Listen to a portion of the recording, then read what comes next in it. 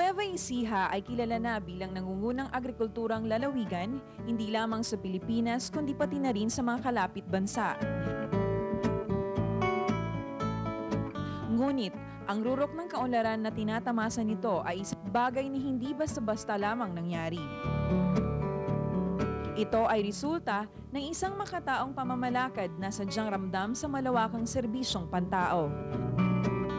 Malakas ang suportang binibigay ng administrasyon sa pag-aaral, teknolohiya, pondo at abono sa mga magsasaka.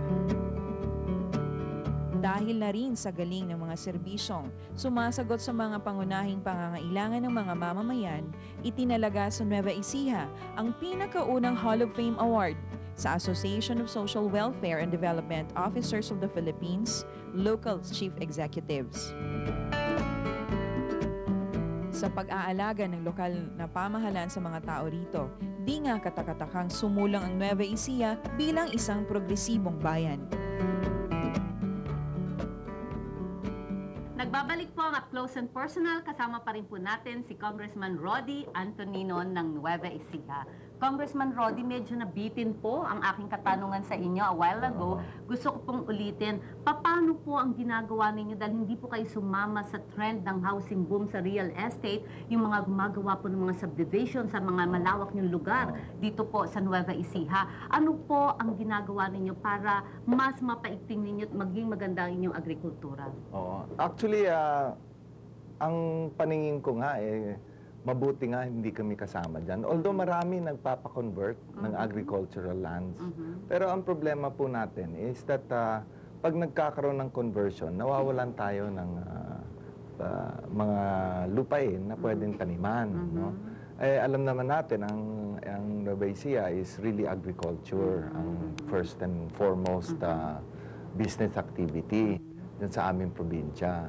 At actually, meron nga akong final na batas that will stop yung mga conversion ng mga productive agricultural lands. Kasi ang nagiging problema natin ngayon at napapansin natin na marami tayong import sa food hindi ba? And there was a time during the 70s where we were self-sufficient. That's right. And I think one of our major goals really for the whole economy is to become self-sufficient again in food. So lahat yun ginagawa natin para magkaroon tayo ng self-sufficiency. No? In other words, we need to stop this conversion of subdivisions, of agricultural lands to subdivisions. Pangalawa, we have to increase ba yung productivity ng ating farmers? Yung yield ba nila? Kung ilang taba na nakukuha nila. No? At pangatlo, marami pa tayong mga unutilized lands. Lalo na sa Nueva Ecija, marami pa rin Sa Nueva Ecija, marami pa. Doon sa akin distrito, gumawa kami pag-aaral, there is at least 10,000 hectares of underutilized land. Ngayon naman po, pag-usapan natin, syempre napakadami, Congressman Roddy, ng mga kababayan natin dahil dumadami ang populasyon sa Nueva Ecija. Paano po ninyo nababalanse yung pabahay ninyo at pagiging agriculture land nito pong Nueva Ecija? Well, marami namang lugar para magpatayo ng bahay. No? Actually, dun sa distrito ko, in conjunction and cooperation with Gawad Kalinga, marami na kaming mga sites doon. Actually, there are 6 sites of Gawad Kalinga now. No? Dalawa dun sa bayan ng Cabiao, dalawa sa San Isidro, isa sa Jaén, at isa sa General Pino. And alam naman natin yung Gawad Kalinga, yun ang pabahay ng palibre. And these are all donated monies, donated labor, and all of this. And yun ang ginagawa namin ngayon para dun ho sa mga kailangan ng bahay dun sa distrito ko. Congressman Roddy, as a progressive place ito pong Nueva Ecija, ano po ang trade secret nyo dahil naging model province ito when it comes to mga sector sa mga agrikultura natin?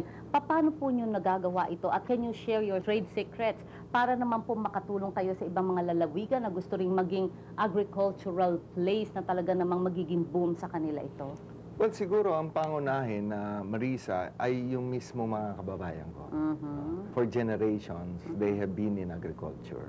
So alam na nila alam na alam nila yung sistemang kailangan nila gawin in order magampanan yung kanilang tinatanim.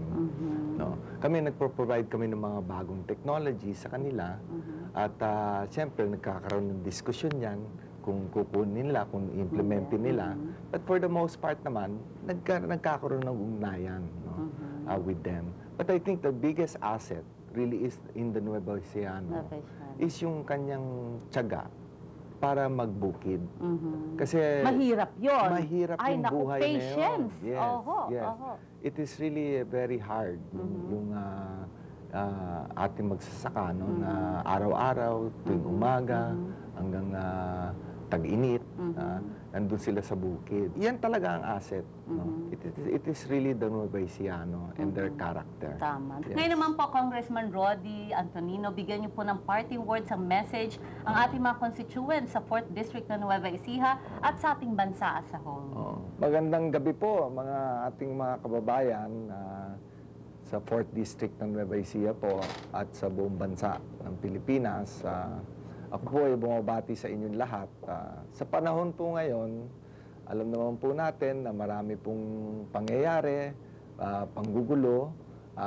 Buhat po ako nung naupo ng 2004, marami na po ako naranasan ng panggugulo. At hindi na ho naiiba ito. Ang akin lang pong gustong paabot sa inyo, na kami po rito ay lahat po ginagawa namin para magkaroon po ng solusyon yung inyong mga problema.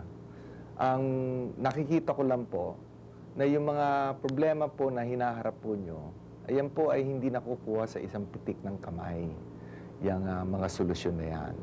At kailangan bigyan na ho natin ng panahon, yung ating pong administrasyon ay talagang nagtatrabaho, nakikita po natin yung pag-uunlad ng ating ekonomiya, at dadating po yung panahon na yung mga benepisyo na yan ay aabot rin po sa inyo. At pinipilit po namin sa madaling panahon, umabot po yan. Kagaya po dun sa presyo po ng ating palay ngayon, mataas po ang presyo ngayon.